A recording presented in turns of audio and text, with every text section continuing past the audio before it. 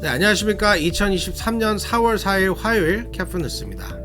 오늘 미국은 형사 기소된 트럼프 전 대통령의 법원 출석으로 들썩였습니다. 트럼프 전 대통령은 오늘 뉴욕 법원에 출석해 자신에 대한 범죄 혐의 34건 전부를 부인하고 무죄를 주장했습니다. 뉴욕 형사법원 주변은 이른 아침부터 트럼프를 지지하거나 반대하는 시위대가 모여 떠들썩했습니다. 지지자들은 트럼프가 대선에서 이겼다, 트럼프가 아니면 죽음을 등의 구호를 외쳤고, 반대편 시위대는 트럼프를 구속하라는 구호를 외쳤습니다. 극명하게 둘로 갈라진 미국의 현 주소를 보여줬습니다. 성관계 입막을 위해 돈을 건넨 혐의 등으로 기소된 트럼프에 대해 새로운 형사 기소가 임박했다는 관측이 나오고 있습니다. 트럼프의 사법 리스크가 갈수록 커지고 있습니다. UC 데이비스 한인 학생 등 대학생 3명이 음주운전 차량의 연쇄 추돌 사고로 참변을 당했습니다. LA 등 미 전국에서 경찰이 이번 주 내내 운전 중 휴대전화 사용을 집중 단속을 벌이고 있습니다. 핀란드가 오늘 나토에 공식 가입해 31번째 회원국이 됐습니다. 유럽 안보 지형에 큰 변화가 예상됩니다. 원로 가수 현미씨가 향년 85세로 별세했습니다. 이상은 오늘 전해드릴 주요 뉴스 헬라인들입니다. 4월 4일 화요일 캐프뉴스 지금부터 시작합니다. 여러분, 렛츠 고! 자신의 주택을 소유하는 것은 꿈을 이루는 것이기에 많은 캘리포니아 주민들이 코로나19 이전에는 모기지를 절대로 미납하지 않았습니다. 팬데믹은 우리 모두에게 큰 타격을 입혔습니다. 우리는 새롭게 시작할 수 있습니다. 코로나19 기간 동안 모기지를 미납했었다면 캘리포니아 모기지 구제 프로그램이 여러분의 주택을 지켜내는 데 도움이 될 수 있습니다. 미납금을 만회하도록 구제금을 대출기관에 직접 지불합니다. 수수료도 없고 되갚을 필요도 없습니다. 자격이 되는지 지금 알아보세요. camortgagerelief.org. 네, 오늘 첫 소식은 트럼프 전 대통령의 법원 출두 소식입니다. 오늘 오전 뉴욕 맨해튼 검찰에서 기소 절차를 마친 트럼프는 뉴욕 형사법원에 출석해 인정신문을 받았습니다.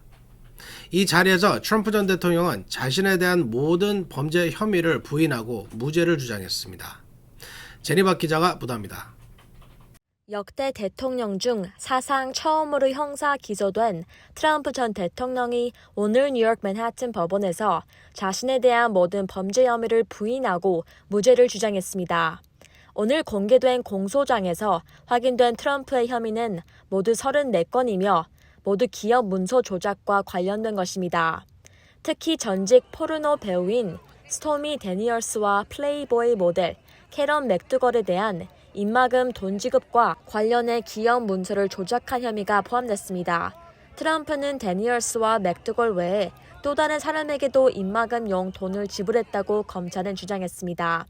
맨해튼 검찰 엘벤 브레크 검사장은 오늘 트럼프에 대한 인정신문이 끝난 뒤 발표한 성명을 통해 트럼프가 불리할 정보와 불법 행위를 유권자들에게 숨기기 위해 기업 정보를 조작했다고 설명했습니다. 오늘 심리를 맡은 후안 머천 판사는 트럼프에게 SNS를 통해 대중을 선동하지 말라고 경고했습니다. 머천 판사는 오는 12월 4일 법원에서 다시 검찰과 변호팀의 의견을 듣겠다고 밝혔지만 트럼프 재판을 내년에 본격화될 것으로 보입니다. 검찰은 재판 개시 시점을 내년 1월로 잡아달라고 재판부에 요구했고 트럼프 측은 내년 봄 이후를 주장했습니다. 트럼프 전 대통령은 법원 절차를 곧바로 뉴욕 나과디아 공항으로 이동해 마라라고 자택으로 향했습니다. 캐프뉴스 제니박이었습니다. 네, 트럼프 전 대통령에 대한 추가 기소가 임박했다는 관측이 나오고 있습니다. 추가 기소는 지난 2020년 대통령 선거와 관련된 것이어서 성관계 입막음 혐의보다 훨씬 더 처벌 수위가 높습니다. 조만간 조지아주에서 트럼프에 대한 추가 기소가 나올 것으로 보입니다. 피터장 기자가 보도해드립니다. 성관계 입막음 혐의 등으로 형사 기소된 트럼프의 사법 리스크가 시작에 불과하다는 관측이 나오고 있습니다. 현재 검찰이 수사 중인 다른 범죄 혐의들로 인해 트럼프에 대한 검찰이 추가 기소가 임박했다는 것입니다. 현재 기소가 가장 임박한 것으로 꼽히는 사건은 2020년 대선 이후 조지아주 선거 결과에 개입하려 했다는 혐의입니다. 전문가들은 이 사건과 관련해 조지아주 풀턴 카운티 윌리스 검사장의 트럼프에 대한 기소 결정이 이달 중 나올 수 있다고 보고 있습니다. 클라크 커닝햄 조지아 주립대 법학 교수는 윌리스 검사장이 트럼프의 혐의에 범죄 집단이나 기업의 부정거래 등 조직적인 부패 범죄를 처벌하는 법률인 리코법을 적용할 수 있다고 분석했습니다. 리코법 위반 형량은 징역 5년에서 20년입니다. 연방소송과 달리 주 법원에서 유죄 판결을 받은 피고인은 항소심이 계류 중이더라도 수감이 시작될 수 있습니다. 또 다른 사건은 2021년 1월 6일 트럼프 지지자들의 연방의사당 난입 사태를 트럼프가 배후에서 선동하며 사실상 조종했다는 의혹입니다.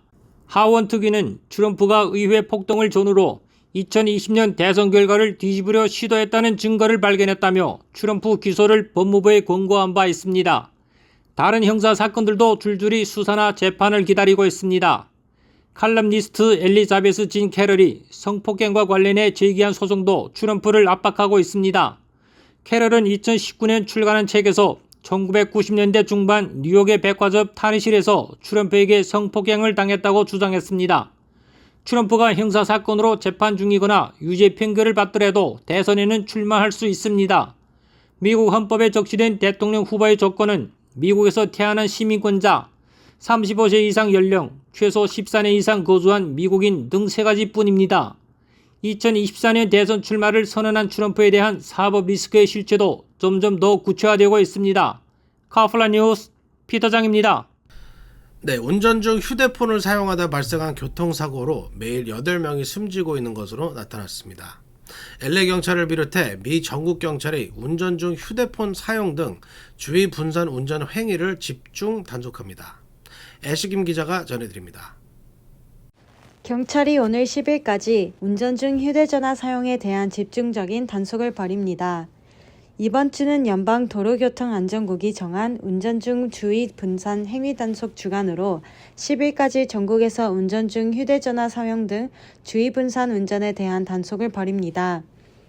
단속 대상은 운전 중 휴대전화 사용뿐 아니라 운전 중 라디오 또는 GPS 조정, 식음료 섭취, 화장하기, 문자메시지 전송 또는 확인, 웹서핑 등이 포함됩니다. LAPD는 올해 3월까지 LA시 내에서 5,000건 이상의 휴대전화 사용 티켓을 운전자들에게 발부했다고 밝혔습니다. 전국적으로 매일 8명이 운전 중 주의분산 행위로 인한 사고로 사망하고 있다는 집계도 있습니다. 캘리포니아는 지난 2017년 1월부터 전자통신 장치가 앞 유리창이나 대시보드에 장착되지 않는 한 운전 중 전자통신 장비를 손에 쥐고 사용하는 것을 불법으로 규정하고 첫 적발 시 $162의 벌금을 부과하고 있습니다. DMV에 따르면 운전 중 휴대전화 사용은 지난 수년간 크게 증가했으며 운전 중 주의 분산은 교통사고의 주 원인 중 하나입니다. 한 연구에 따르면 휴대폰에 몰두하는 운전자의 경우 운전 능력이 저하되고 주의가 산만해지는 정도가 더 높은 것으로 나타났으며 핸즈프리 장치를 사용해도 주의가 산만해지는 수준은 동일한 것으로 조사됐습니다. 도로교통안전국 데이터에 따르면 지난 2021년 한 해 동안 주의분산 운전으로 인한 사고로 전국에서 3,522명이 사망한 것으로 나타났습니다. 카플라 뉴스 애슐리 킴입니다. 네, UC 데이비스에서 재학 중인 한인 학생이 지난달 북가주 99번 하이웨이에서 음주운전 차량에 참변을 당했습니다. 함께 타고 있던 UC 데이비스 학생 3명이 모두 현장에서 사망했습니다. 제니박 기자가 보도합니다. 음주운전 차량의 연쇄 충돌 사고로 한인 20대 대학생 등 UC 데이비스 재학생 3명과 음주운전자가 숨졌습니다. 캘리포니아 고속도로 순찰대에 따르면 지난달 31일 샌프란시스코 동쪽 70마일 떨어진 북가주 세너와킨 카운티의 멘트가 지역에서 UC 데이비스 3학년에 재학 중인 한인 전민규 씨를 비롯한 UC 데이비스 학생 3명을 태운 스바루 임프레자 차량이 음주 차량과 충돌해 현장에서 사망했습니다. 이날 사고는 음주운전으로 보이던 혼다 어커드 차량으로 시작됐습니다. 혼다 아카드 차량은 99번 하이웨이를 달리다 6월 트럭과 충돌한 뒤 UC 데이비스 학생 3명이 탄 스바루 임프레자 차량을 들이받았으며 이 충격으로 차제가 회전한 스바루 차량은 다시 GMC 픽업 트럭과 충돌하는 데 이어 다시 쉐보레 서버번과 정면 충돌했습니다. 이날 사고로 혼다 어커드 차량의 여성 운전자도 현장에서 사망했습니다. 경찰은 숨진 혼다 어커드 운전자와 쉐보레 서버번 운전자도 당시 음주 상태였던 것으로 보고 이 운전자를 체포했습니다. 이날 숨진 UC 데이비스 재학생은 전기공학과 3학년에 재학 중이던 한인 전민규 씨, 마카레 벤추라, 코디 올랜드 마테오 등 3명이며 이번 사고로 UC 데이비스 측은 큰 충격 속의 학생들의 죽음을 애도하고 유가족들에게 위로를 전했습니다. 카슨 뉴스 최박이었습니다.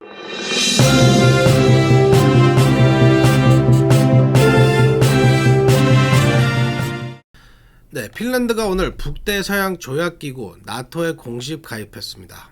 31번째 회원국입니다. 러시아와 대치하고 있는 유럽의 안보 지형에 큰 변화가 일고 있습니다. 피터장 기자가 전해드립니다. 핀란드가 오늘 공식적인 북대서양 조약기구 나토의 31번째 회원국이 됐습니다. 이에 따라 유럽의 안보 지형이 크게 변화하게 됐습니다. 냉전 시대의 군사적 중립국을 자처했던 핀란드가 나토의 안보 우산 밑으로 완전히 합류하게 됨에 따라 핀란드는 나토의 집단방위 체제로 안전을 보장받게 됩니다. 페카 하비스토 핀란드 외무장관은 오늘 벨기에 브뤼셀 나토 본부에서 핀란드가 나토 설립 조약에 동의한다는 내용의 공식 가입 문서를 토니 블링컨 미 국무장관에게 전달했습니다. 옌스 스톨텐베르그 나토 사무총장은 역사적인 날이라며 나토 집단방위 5조에 근거해 이제 핀란드는 철동 같은 안전보장을 제공받게 될 것이라고 말했습니다. 집단방위를 상징하는 제5조는 회원국 일방에 대한 무력 공격을 전체 회원국에 대한 공격으로 간주해 필요시 무력 사용을 포함한 원조를 제공한다고 규정하고 있습니다. 나토 동진 저지를 우크라이나 침공 명분으로 내세웠던 블라디미르 푸틴 러시아 대통령 입장에서는 핀란드 합류로 나토와 맞대응 국경 길이가 2배로 늘어나는 군사적 부담을 안게 됐습니다. 블링컨 장관은 나토 본부에서 핀란드의 나토 합류가 미스터 푸틴에게 감사할 수 있는 것 중 하나라고 말하고 싶다는 생각이 든다며 침공을 통해 그가 막겠다고 주장하던 것을 촉발했기 때문이라고 꼬집어 말했습니다. 러시아는 핀란드의 나토 합류에 대응하겠다고 경고했습니다. 지금까지 카플라 뉴스 피터장입니다. 네, 기내식 운반 트럭 운전자가 운전 중 기절해 트럭이 여객기와 충돌해 여객기 동체가 뚫리는 사고가 발생했습니다. 이 여객기는 멕시코에서 LA로 출발할 예정이었습니다. 다행히 인명피해는 없었습니다. 애쉬김 기자가 보도합니다. 공항에서 기내식을 운반하던 트럭 운전자가 갑자기 졸도하면서 트럭이 이륙 대기 중이던 여객기에 충돌해 동체에 구멍이 뚫리는 사고가 났습니다. 지난 1일 멕시코 과달라하라 국제공항에서 기내식을 배달하던 트럭 운전자가 운전 중 갑자기 의식을 잃는 바람에 트럭이 그대로 비바 에어로버스 여객기로 돌진했습니다. 트럭과 충돌로 여객기 뒤쪽 하단에 커다란 구멍이 뚫렸지만 여객기에 탑승한 승객 120명 중에 부상자는 발생하지 않았습니다. 이 여객기는 LA로 향할 예정이었습니다. 영상을 보면 여객기를 향해 가던 트럭이 속도를 줄이지 않고 방향도 바꾸지 않은 채 그대로 주행하면서 여객기 하부에 충돌했습니다. 여객기는 하단이 찢겨 나간 듯 커다란 구멍이 뚫렸습니다. 승객들은 곧바로 사고 여객기에서 내려 다른 비행기로 옮겨 타고 그날 늦게 LA에 도착했습니다. 의식을 잃은 트럭 운전자의 부상 여부는 알려지지 않았습니다. 지난 2017년 LA 공항에서도 유사한 사건이 발생한 적이 있습니다. 지난 2017년 5월 에어로 멕시코 여객기가 LA 공항에 착륙하던 중 기내식 트럭과 충돌해 트럭에 타고 있던 인부 8명이 부상을 당했습니다. 카플라 뉴스 아슐리 킴입니다. 네, 밤안개의 가수 현미 씨가 어제 별세했습니다. 향년 85세입니다. 현미 씨는 한국 시간 4일 오전 서울 용산구 이천동 자택에서 쓰러져 병원으로 옮겼지만 사망 판정을 받았습니다. 현미 씨는 특유의 허스키한 재즈풍, 보컬로 1960년대 한국 가요계를 선도한 디바로 평가받았습니다. 미 8군 무대에서 3인조 여성 보컬 현 시스터스로 데뷔한 이래 66년이라는 긴 세월 동안 힘있는 목소리와 거침없는 입담으로 많은 팬에게 사랑을 받았습니다. 그가 내놓은 히트곡은 대표곡 밤 안개를 비롯해 보고 싶은 얼굴, 떠날 때는 말없이, 애인, 두 사람, 몽땅 내 사랑, 별, 왜 사느냐고 묻거든 등입니다. 한편 평소 건강했던 현미 씨의 이날 죽음이 워낙 갑작스러워 경찰은 정확한 사인을 규명할 계획입니다. 네, 오늘 준비한 소식은 모두 다 전해드렸습니다. 오늘 아침 날씨가 꽤 쌀쌀했었죠? LA 지역은 내일 낮 기온이 75도까지 오르면서 다음 주 월요일까지 낮 최고 기온이 79도까지 오를 것으로 보입니다. 좋은 밤 되시기 바랍니다. 오늘 카프뉴스는 가수 현미 씨의 밤 안개를 함께 들으면서 마치겠습니다. 감사합니다.